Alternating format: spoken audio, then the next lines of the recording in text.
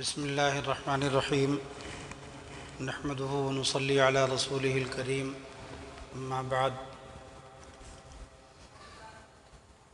اللہ تعالیٰ نے ارشاد فرمایا ان اللہ یأمرکم ان تؤدوا الامانات الی اہلها۔ اللہ تعالیٰ تم کو حکم دیتے ہیں کہ تم امانتیں ان کے اہل تک، ان کے اصل حقداروں تک پہنچا دو۔ اب یہ آیت کریمہ بھی ہے اور اس کے علاوہ حدیث پاک بھی ہے، بہت سی حدیثیں سنائی جا چکی ہیں اس سے پہلے۔ ان سب سے یہ بات یقینی طور پر معلوم ہوتی ہے کہ ہم لوگوں سے کچھ حقوق کا مطالبہ کیا گیا ہے، جس میں کچھ حقوق تو اللہ تعالیٰ کے ہیں، فرائض وغیرہ جو ادا کرنے ہیں، گناہوں سے جو بچنا ہے، اور بعض بندوں کے حقوق ہیں۔ اور بندوں کے حقوق میں سے بعض دینی ہیں اور بعض دنیاوی ہیں۔ پھر دنیاوی میں بھی بعض رشتہ داروں کے ہیں، بعض غیر رشتہ داروں کے، اور بعض حقوق خاص لوگوں کے ہیں، بعض عام مسلمانوں کے، بعض اپنے سے بڑوں کے ہیں، بعض چھوٹے کے، بعض برابر والوں کے۔ جانوروں کے بھی حقوق ہیں، جو غیر مسلم ہیں ان کے بھی کچھ حقوق ہیں، اپنے پڑوسیوں کے بھی حقوق ہیں۔ ہم لوگوں کی بہت سی خرابیوں میں سے ایک بڑی خرابی یہ بھی ہو گئی ہے اس وقت کہ ہم لوگ دوسروں سے اپنے حقوق کا تو مطالبہ کرنا جانتے ہیں، اور اس وقت ہمیں حقوق یاد آتے ہیں کہ یہ میرا ان پر حق ہے، لیکن ہم خود اپنے حقوق جو دوسروں کے ہمارے ذمے ہیں ان کو ادا کرتے وقت بھول جاتے ہیں کہ حق ادا کرنا بھی شریعت کی کوئی تعلیم ہے یا کوئی حصہ ہے۔ شاگرد کو، استاذ کو یہ یاد رہ جاتا ہے کہ شاگرد کو میرے ساتھ کیسے رہنا چاہیے، لیکن استاذ کو یہ بھول جاتا ہے کہ مجھے شاگردوں کے ساتھ کیسے رہنا چاہیے، میرے ذمے شاگردوں کے کیا حقوق ہیں۔ ایسے ہی ماں باپ کو اپنے بچوں کے ساتھ، ماں باپ کو یہ یاد رہ جاتا ہے کہ بچوں کے ذمے میرے کیا حق ہیں، لیکن میرے اوپر بچوں کے کیا حقوق ہیں یہ بھول جاتے ہیں۔ تو اس لیے جو اس ایک دوسرے کے ساتھ جو حقوق ہیں وابستہ، ان کو بھی جان لینا اور اس کے مطابق اپنی زندگی گزارنا، یہ بھی شریعت کا ایک بہت اہم حصہ ہے، شریعت کی تعلیمات کا ایک بہت اہم حصہ ہے، اور اس کے ادا کر لینے سے سارے تعلقات بالکل درست رہتے ہیں، اور ان کے نہ ادا کرنے سے، ان میں کمی کوتاہی کرنے سے پھر جھگڑے ہوتے ہیں، لڑائیاں ہوتی ہیں، اختلافات ہوتے ہیں، اور طرح طرح کے مسائل پیدا ہو جاتے ہیں، انتشار اور افتراق پیدا ہو جاتا ہے۔ تو جو لوگ قوم کے متحد ہونے کا کام کرنا چاہتے ہیں کہ قوم میں اتحاد پیدا ہو، انہیں چاہیے کہ حقوق اسلام، یعنی اسلام میں حقوق کی جو تعلیم دی گئی ہے، اس تعلیم کو حاصل کریں، اور حاصل کر کے اس کو لوگوں تک پہنچائیں، زیادہ سے زیادہ اس کی نشر و اشاعت کا انتظام کریں۔ اس وقت حکیم الامت حضرت مولانا اشرف علی صاحب تھانوی نور اللہ مرقدہ کی کتاب حقوق الاسلام میرے سامنے ہے۔ حضرت نے اس کو قاضی ثناء اللہ صاحب پانی پتی رحمۃ اللہ علیہ کے رسالہ حقیقت الاسلام سے تلخیص کر کے مرتب فرمایا ہے۔ اس میں ضروری حقوق کا بیان ہے، سب کا بیان تو نہیں ہے، لیکن بنیادی بیان اس میں آ گیا ہے۔ سب سے پہلے اللہ تعالیٰ کے حقوق ہیں بندوں کے ذمے۔ بندے کے ذمے اللہ جل شانہ کا حق ہے، جس نے طرح طرح کی نعمتیں ایجاد کی ہیں، نعمتیں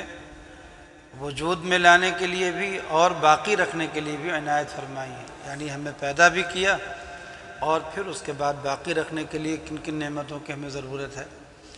گمراہی سے نکال کر ہدایت کی طرف لائے، ہدایت پر عمل کرنے کے صلے میں طرح طرح کی نعمتوں کی امید دلائی۔ تو اس لیے اللہ تعالیٰ کے حقوق بندوں کے ذمے یہ ہیں کہ اللہ کی ذات اور صفات کے متعلق قرآن اور حدیث میں جو کچھ تفصیلات آئی ہیں ان کے موافق اپنا اعتقاد رکھے،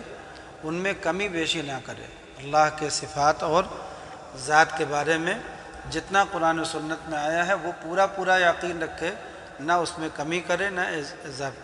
بیشی کرے۔ ایسے ہی عقائد، اعمال اور معاملات اور اخلاق میں جو اللہ کی مرضی کے موافق ہو اس کو اختیار کرے، اور جو ان کے نزدیک ناپسندیدہ ہو اس کو چھوڑ دے۔ ایسے ہی اللہ تعالیٰ کی رضا اور محبت کو سب کی رضا اور محبت پر مقدم رکھیں۔ جس سے بھی محبت کریں یا نفرت کریں، یا کسی کے ساتھ احسان کریں یا کسی کو دینے سے منع کریں، تو یہ سب اللہ کے واسطے کرنا چاہیے۔ یعنی اس کائنات میں چونکہ سب کچھ اللہ کا ہے، اس لیے اللہ کے بندوں پر اللہ کا سب سے بڑا حق یہ ہے کہ وہ اس زمین میں جو کچھ کریں اللہ کے واسطے کیا کریں، اللہ کو خوش کرنے کے لیے کیا کریں، اللہ کو کی رضا پانے کے لیے کیا کریں، اور اللہ کے عذاب اور اس کی سزا سے بچنے کے لیے کیا کریں۔ پھر اس کے بعد دوسرے نمبر پر پیغمبروں کے حقوق ہیں۔ چونکہ اللہ کی ذات اور صفات اور اللہ کی مرضیات اور نامرضیات یہ سب ہم کو حضرات انبیاء علیہ السلام کے ذریعے ہی معلوم ہوئے، اور ان کے پاس فرشتے وحی لائے۔ اس وجہ سے اسی طرح بہت سے دنیاوی فائدے اور نقصانات انبیاء علیہ السلام کے ذریعے سے معلوم ہوئے، اور بہت سے ملائکہ ہمارے فائدے کے کاموں پر متعین ہیں اور اللہ کے حکم سے ان کاموں کو انجام دے رہے ہیں۔ اس لیے حضرات انبیاء علیہ السلام اور حضرات ملائکہ علیہ السلام کا حق اللہ تعالیٰ کے حق میں داخل ہو گیا۔ بالخصوص سرور عالم صلی اللہ علیہ وسلم کا احسان سب سے زائد ہم پر ہے، اس لیے آپ کا حق بھی سب سے زائد ہے۔ اور وہ چند حقوق یہ ہیں کہ آپ کی رسالت کا اعتقاد رکھے، تمام احکام میں آپ کی اطاعت کرے، آپ کی عظمت اور محبت کو دل میں جگہ دے، اور آپ پر درود و سلام پڑھا کرے۔ حضرات ملائکہ کے حقوق یہ ہیں کہ ان کے وجود کا اعتقاد رکھے، ان کو گناہوں سے پاک سمجھے، جب ان کا نام آئے علیہ السلام کہے۔ مسجد میں بدبودار چیزیں کھا کر جانے سے یا مسجد میں ریح صادر کرنے سے یعنی ہوا وغیرہ خارج کرنے سے فرشتوں کو اذیت ہوتی ہے، اس سے احتیاط کرے۔ اور بھی جن امور سے فرشتوں کو تکلیف و تنفر ہو ان سے بھی احتراز لازم سمجھے۔ مثلا تصویر رکھنے سے فرشتوں کو اذیت ہوتی ہے، یا بلا شرعی ضرورت کے کتا پالنا، یا جھوٹ بولنا، یا جنابت میں براہ سستی پڑا رہنا کہ نماز بھی برباد ہو جائے، یا بلا ضرورت شرعی یا اور طبعی ننگا ہونا، وہ تنہائی میں ہو، تو ان سے فرشتوں کو چونکہ اذیت ہوتی ہے اس لیے ان سے اپنے آپ کو بچانا چاہیے۔ حضرات صحابہ اور اہل بیت کے بھی حقوق ہیں۔ حضرات صحابہ اور اہل بیت کو چونکہ حضور پاک صلی اللہ علیہ وسلم کے ساتھ دینی اور دنیاوی دونوں طرح کا تعلق ہے، اس لیے آپ کے حق میں ان حضرات کے حقوق بھی داخل ہو گئے، اور وہ یہ ہے کہ ان حضرات کی اطاعت کرے، ان حضرات سے محبت کرے، ان کے عادل ہونے کا اعتقاد رکھے، اور جو ان سے محبت کرے ان سے محبت کرے، اور جو ان سے نفرت کرے ان سے نفرت کرے، اور ان کے جو آپس میں اختلافات ہوئے ہیں ان پر گفتگو نہ کرے، ان کو اللہ کے حوالے کرے، یعنی ہر حال میں ان کا ادب ملحوظ رکھے۔ ایسے ہی علماء اور مشائخ کے حقوق ہیں۔ چونکہ علماء ظاہر اور باطن میں نبی کریم صلی اللہ علیہ وسلم کے وارث اور مسند نشین ہیں، اس لیے ان حضرات کے حقوق بھی حضور کے حق میں داخل ہیں، اور وہ یہ ہیں کہ فقہائے مجتہدین اور علماء محدثین اور اساتذہ اور مشائخ طریقت اور مصنفین ان سب کے لیے دعائے خیر کرتا رہے، حسب قاعدہ شرعی ان کا اتباع کرے۔ حسب قاعدہ شرعی اتباع کرے، اس کی تفصیل علماء بتائیں گے۔ جو ان میں زندہ ہوں ان سے تعظیم اور محبت سے پیش آئے، ان سے بغض و مخالفت نہ کرے، اور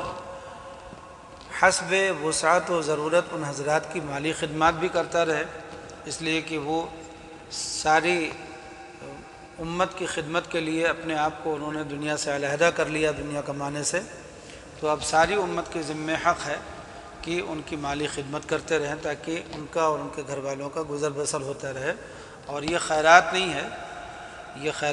ہے، یہ کوئی احسان ان کے اوپر نہیں ہے، بلکہ خود اپنے اوپر احسان سمجھ کر کے ان کی خدمت کرنا چاہیے۔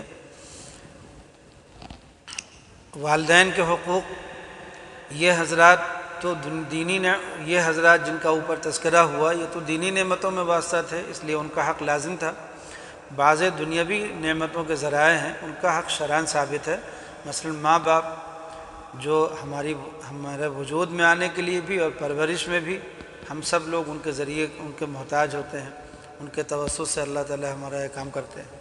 تو ان کے حقوق یہ ہیں کہ ان کو ایذا نہ پہنچائے، اگرچہ ان کی طرف سے کوئی زیادتی ہو، بات سے یا کام سے کسی بھی طرح سے، ہر طرح سے ان کی تعظیم کرے اور جائز امور میں ان کی اطاعت کرے، اگر ان کو ضرورت ہو تو مال سے ان کی خدمت کرے، اگرچہ وہ دونوں کافر بھی ہوں، اور اگر جسمانی خدمت کی ضرورت ہو تو جسمانی خدمت کرے، اور انتقال کے بعد ان کے لیے دعائے مغفرت اور رحمت کرے، نوافل اور صدقات مالیہ کا ثواب ان کو پہنچائے، ان کے ملنے والوں کے ساتھ مالی رعایت اور خدمت بدنی اور حسن اخلاق سے پیش آئے، اور ماں باپ کے ذمے جو قرضہ ہو اس کو ادا کرے، کبھی کبھی ان کی قبر کی زیارت بھی کرے اور ان کے لیے ایصال ثواب کرے۔ ایسے ہی دادا دادی نانا نانی ان کا حکم شرعاً مثل ماں باپ کے ہے، لہٰذا ان کے حقوق بھی مثل ماں باپ کے سمجھنا چاہیے۔ اسی طرح خالہ اور ماموں مثل ماں کے اور چچا اور پھوپھی مثل باپ کے ہیں، حدیث میں اس طرف اشارہ آیا ہے۔ اولاد کے حقوق، جس طرح ماں باپ کے حقوق اولاد پر ہیں اسی طرح ماں باپ پر اولاد کے بھی حقوق ہیں، وہ یہ ہیں نیک بخت عورت سے نکاح کرنا تاکہ اچھی اولاد پیدا ہو، بچپن میں محبت کے ساتھ ان کی پرورش کرنا کہ اولاد کو پیار کرنے کی بھی فضیلت آئی ہے، بالخصوص لڑکیوں سے دل تنگ نہ ہونا، ان کی پرورش کرنے کی بڑی فضیلت آئی ہے، اگر انا کا دودھ پلانا پڑے، دایا کا دودھ پلانا پڑے تو اخلاق والی اور دیندار انا تلاش کرنا کہ دودھ کا اثر بچے کے اخلاق میں آتا ہے، ان کو علم دین اور ادب سکھلانا، جب نکاح کے قابل ہو ان کا نکاح کر دینا، اگر لڑکی کا شوہر مر جائے تو نکاح ثانی ہونے تک اس کو اپنے گھر آرام سے رکھنا اور اس کے ضروری مصارف کا خرچہ کو اٹھانا برداشت کرنا۔ ایسے ہی جو دودھ پلانے والی انا ہوتی ہے تو وہ بھی مثل ماں کے ہے، اس کے حقوق بھی وارد ہیں، وہ یہ ہے کہ اس کے ساتھ ادب اور احترام سے پیش آئے، اگر اس کو مالی ضرورت ہو اور اپنے پاس گنجائش ہو تو اس میں رکاوٹ نہ کرے، اگر میسر ہو تو ایک غلام یا لونڈی خرید کر کے اس کو خدمت کے لیے دینا، اب اس زمانے میں لونڈی اور غلام نہیں ہے تو ان کے لیے کوئی خدمتگار متعین کر دینا، اس کی تنخواہ دینا اپنے پاس سے، اس کا شوہر چونکہ اس کا مخدوم ہے اور یہ اس کی مخدومہ ہے تو اس کے شوہر کو مخدوم المخدوم سمجھ کر اس کے ساتھ بھی احسان کرنا۔ سوتیلی ماں چونکہ باپ کی ساتھی ہے اور اس کی ہم شریک حیات ہے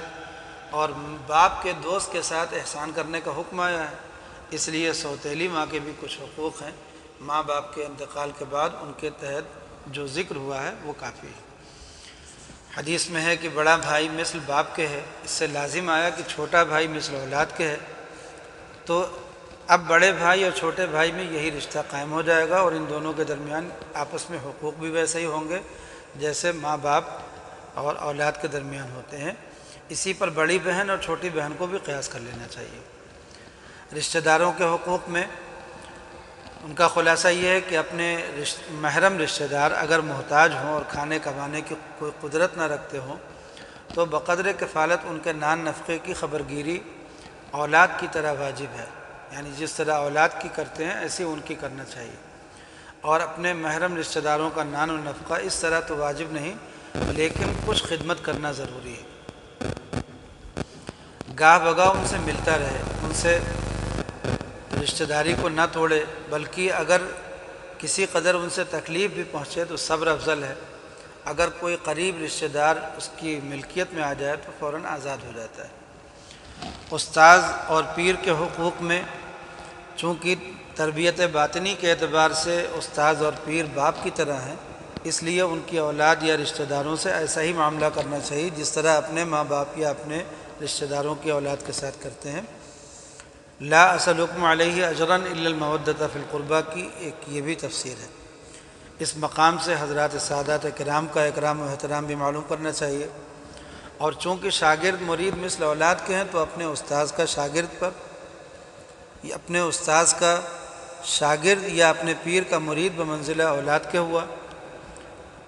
تو اس کے حقوق بھائی کے مثل ہوئے۔ شاگرد اور مرید کے حقوق میں وہی معاملہ ہے کہ چونکہ اولاد کی طرح ہیں اس لیے وہی شفقت و دل سوزی۔ پھر شوہر اور بیوی کے آپس میں ایک دوسرے کے ساتھ حقوق ہیں کہ اپنی وسعت کے موافق نان و نفقے میں رکاوٹ نہ کرے۔ شوہر کے ذمے یہ حق ہے کہ ان کو مسائل دینیہ سکھاتا رہے، بیوی کو اپنے مسائل دینیہ سکھاتا رہے اور نیک عمل کی تاکید کرتا رہے۔ اس کے جو رشتہ دار ہوں ان سے کبھی کبھی اس کو ملنے دے، اور اس کی کم فہمی پر اگر اکثر صبر و سکوت کرے۔ اگر کبھی تادیب کی ضرورت ہو تو درمیانی درجے کا لحاظ رکھے، یعنی زیادہ سختی نہ کرے۔ اور زوجہ کے ذمے یعنی بیوی کے ذمے یہ حقوق ہیں کہ شوہر کی اطاعت اور ادب اور خدمت و دلجوئی اور رضا جوئی پورے طور سے بجا لائے، البتہ ناجائز امر میں عذر کر دے۔ ایسے ہی اس کی گنجائش سے زیادہ اس پر فرمائش نہ کرے، اس کا مال بلا اجازت خرچ نہ کرے، اس کے رشتہ داروں سے سختی نہ کرے جس سے شوہر کو تکلیف پہنچے۔ بالخصوص شوہر کے ماں باپ کو اپنا مخدوم سمجھ کر ادب اور تعظیم سے پیش آئے۔ پھر حاکم اور محکوم کے بھی حقوق ہیں۔ بادشاہ اور ان کے نائب اور آقا اور محکوم میں رعایا اور نوکر یہ سب داخل ہیں۔ حاکم کے ذمے یہ حقوق ہیں کہ محکوم پر یعنی رعایا پر سخت احکام جاری نہ کرے۔ اگر باہم محکومین میں کوئی لڑائی جھگڑا ہو جائے تو عدل کی رعایت کرے، کسی جانب میلان نہ کرے، ہر طرح ان کی حفاظت و آرام رسانی کی فکر میں رہے، دادخواہوں کو اپنے پاس پہنچنے کے لیے آسان طریقہ مقرر کرے، اگر اپنی شان میں اس سے کوئی کوتاہی یا خطا ہو جائے کثرت سے معاف کر دیا کرے۔ اور محکوم کے ذمے یہ حق ہیں، یہ حقوق ہیں کہ حاکم کی خیر خواہی اور اطاعت کرے، البتہ خلاف شرع امر میں اطاعت نہ کرے۔ اگر حاکم سے کوئی امر خلاف طبع پیش آئے صبر کرے، شکایت و بددعا نہ کرے، اور البتہ اس کی نرم مزاجی کے لیے دعا کرے، اور خود اللہ تعالیٰ کی اطاعت کا اہتمام کرے کہ اللہ تعالیٰ حاکموں کے دل کو نرم کر دے۔ ایک حدیث میں یہ مضمون آیا ہے۔ ایسے ہی اگر حاکم سے آرام پہنچے اس کے ساتھ احسان کی شکر گزاری کرے، براہ نفسانیت اس سے سرکشی نہ کرے۔ اسی طرح سسرالی عزیزوں کے بھی حقوق ہیں۔ قرآن مجید میں اللہ تعالیٰ نے نسب کے ساتھ ساتھ سسرالی رشتے کو بھی ذکر فرمایا ہے۔ اس سے معلوم ہوا کہ ساس، سسر، سالے، بہنوئی اور داماد اور بہو اور ربیب یعنی بیوی کی پہلی اولاد جو کسی دوسرے شوہر سے ہو، ان سب کا بھی کسی قدر حق ہوتا ہے۔ اس لیے ان تعلقات میں بھی رعایت احسان و اخلاق کی کرنا چاہیے۔ عام مسلمانوں کے حقوق، ان کا کچھ بیان حیات المسلمین میں ہو چکا ہے پہلے۔ حضرت علی رضی اللہ تعالیٰ عنہ کی روایت سے یہ حقوق نقل کیے ہیں کہ مسلمان بھائی کی لغزش کو معاف کر دے، اس کے رونے پر رحم کرے، اس کے عیب کو ڈھانکے، اس کے عذر کو قبول کرے، اس کی تکلیف کو دور کرے، ہمیشہ اس کی خیر خواہی کرے، اس کی حفاظت و محبت کرے، اس کے ذمے کی رعایت کرے، بیمار ہو تو عیادت کرے، مر جائے تو جنازے پر حاضر ہو، اس کی دعوت قبول کرے، اس کا ہدیہ قبول کرے، اس کے احسان کا بدلہ چکائے، اس کی نعمت کا شکریہ ادا کرے، موقع پر اس کی مدد کرے، اس کے اہل و عیال کی حفاظت کرے، اس کی حاجت روائی کرے، اس کی درخواست کو سنے، اس کی سفارش قبول کرے، اس کی مراد سے نا امید نہ کرے، وہ چھینکے تو چھینک کر الحمدللہ کہے تو جواب میں یرحمک اللہ کہے، اس کی گمشدہ چیز کو اس کے پاس پہنچا دے، اس کے سلام کا جواب دے، نرمی اور خوش خلقی کے ساتھ اس سے گفتگو کرے، اس کے ساتھ احسان کرے، اور اگر وہ اس کے بھروسے قسم کھا بیٹھے تو اس کو پورا کر دے، اگر اس پر کوئی ظلم کرتا ہو تو اس کی مدد کرے، اگر اس پر کوئی ظلم کرتا ہو تو روک دے، اس کے ساتھ محبت کرے، دشمنی نہ کرے، اس کو رسوا نہ کرے، جو بات اپنے لیے پسند کرے اس کے لیے بھی پسند کرے۔ اور دوسری احادیث میں یہ حقوق بھی زیادہ ہیں کہ ملاقات کے وقت اس کو سلام کرے، مصافحہ بھی کرے تو اور بہتر ہے، اگر باہم اتفاقاً کچھ رنجش ہو جائے تو 3 روز سے زیادہ ترک کلام نہ کرے، اس پر بدگمانی نہ کرے، اس پر حسد و بغض نہ کرے، امر بالمعروف اور نہی عن المنکر بقدر امکان کرے، چھوٹوں پر رحم اور بڑوں کی عزت کرے، 2 مسلمانوں میں نزاع ہو جائے ان میں باہم صلح کرا دے، اس کی غیبت نہ کرے، اس کو کسی طرح کا نقصان نہ پہنچائے، نہ مال میں نہ آبرو میں۔ اگر سواری پر سوار نہ ہو سکے یا اس پر سامان نہ لاد پائے تو اس کو سہارا لگا دے، اس کو اٹھا کر اس کی جگہ نہ بیٹھے۔ تیسرے کو تنہا چھوڑ کر دو آدمی باتیں نہ کریں۔ اور یاد رکھنا چاہیے کہ جن لوگوں کے حقوق اوپر مذکور ہو چکے ہیں وہ خاص حقوق ہیں، اور ان حقوق عام میں وہ بھی شریک ہیں۔ ایسے ہی پڑوسیوں کے بھی کچھ حقوق ہیں، اس کے ساتھ احسان و رعایت سے پیش آئے، اس کے اہل و عیال کی حفظ و آبرو کرے، یعنی آبرو کی حفاظت کرے، جان مال کی حفاظت کرے، وقتاً فوقتاً اس کے گھر ہدیہ بھیجتا رہے، بالخصوص جب وہ فاقہ زدہ ہو تو ضرور تھوڑا بہت کھانا اس کو دے، اس کو تکلیف نہ دے، اور معمولی باتوں میں اس سے نہ الجھے۔ اس کی تکلیف کو دور کرنے کے واسطے شریعت نے اس کے لیے حق شفاعہ ثابت کیا۔ علماء نے کہا کہ جیسے گھر میں ہمسایہ ہوتا ہے، گھر کا پڑوسی ہوتا ہے، ایسے سفر کا بھی ہوتا ہے، یعنی رفیق سفر جو گھر سے ساتھ ہوا ہو یا راستے میں اتفاقاً اس کا ساتھ ہو گیا ہو، تو اس کا بھی حکم پڑوسی کی طرح ہے۔ خلاصہ یہ ہے کہ اس کی راحت کو اپنی راحت پر مقدم رکھے۔ بعض لوگ ریل وغیرہ کے سفر میں مسافروں کے ساتھ بہت کشمکش کرتے ہیں، لڑائی جھگڑا کرتے ہیں، یہ بہت بری بات ہے۔ ایسے ہی یتیموں ضعیفوں کے حقوق ہیں، ان لوگوں کی مالی خدمت کرنا، ان کا کام اپنے ہاتھ پاؤں سے کر دینا، ان کی دلجوئی تسلی کرنا، ان کے حاجت و سوال کو رد نہ کرنا۔ ایسے ہی مہمان کے حقوق ہیں، مہمان کی آمد کے وقت بشاشت ظاہر کرنا، جانے کے وقت کم از کم دروازے تک رخصت کرنا، ان کی معمولات و ضروریات کا انتظام کرنا جس سے ان کو راحت پہنچے، تواضع و تکریم اور مدارات کے ساتھ پیش آنا، بلکہ اپنے ہاتھ سے ان کی خدمت کرنا، کم از کم ایک دن ان کے لیے کھانے میں کسی قدر متوسط درجے کا تکلف کرنا، مگر اتنا ہی کہ جس میں نہ اپنے کو تردد ہو نہ اس کو حجاب ہو، اور کم از کم 3 روز تک اس کی مہمانداری کرنا، اتنا تو ضروری حق ہے۔ اس کے بعد جس قدر وہ ٹھہرے میزبان کی طرف سے احسان ہے، مگر خود مہمان کو مناسب ہے کہ اس کو تنگ نہ کرے، نہ زیادہ ٹھہر کر، نہ بیجا فرمائشیں کر کے، نہ اس کے کاموں میں دخل لے کر کے۔ ایسی دوستوں کے حقوق بھی ہیں، جس سے دوستی کرنا ہو پہلے اس کے عقائد، اعمال، معاملات، اخلاق خوب دیکھ بھال لے۔ اگر سب امور میں اس کو صحیح پائے تو اس سے دوستی کرے، ورنہ دور رہے۔ بری صحبت سے بچنے کی بڑی تاکید آئی ہے، اور مشاہدے سے بھی اس کا بڑا نقصان ظاہر ہوتا ہے۔ تو یہ کچھ ضروری حقوق تھے جن کا بیان ہوا۔ اب اس کے بعد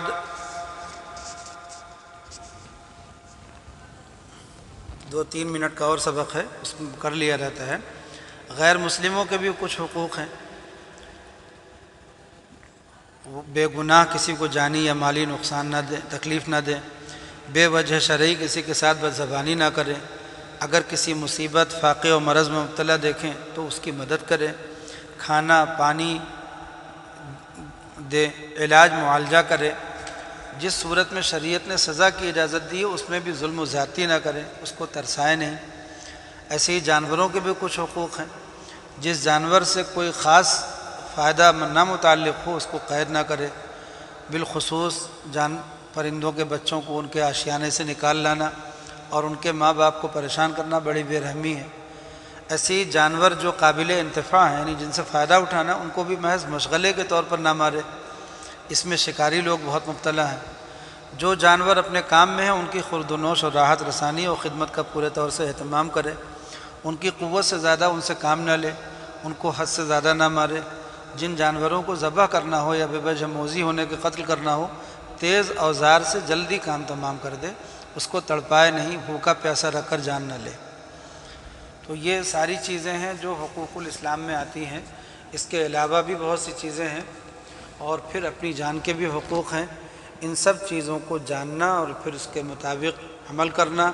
اور ان کو برتنا، اصل چیز تو ہے ان کو برتنا، اس سے انشاءاللہ آپس کے تعلقات بہتر ہوں گے، اور انتشار اور افتراق سے امت کی حفاظت ہوگی، اور آپس میں اتحاد اور اتفاق قائم ہوگا۔ اللہ تعالی ہم سب لوگوں کو ایک دوسرے کے حقوق کو جاننے کی، پہچاننے کی اور اس کے مطابق عمل کرنے کی توفیق عطا فرمائے۔ وآخر دعوانا الحمد للہ رب العالمین۔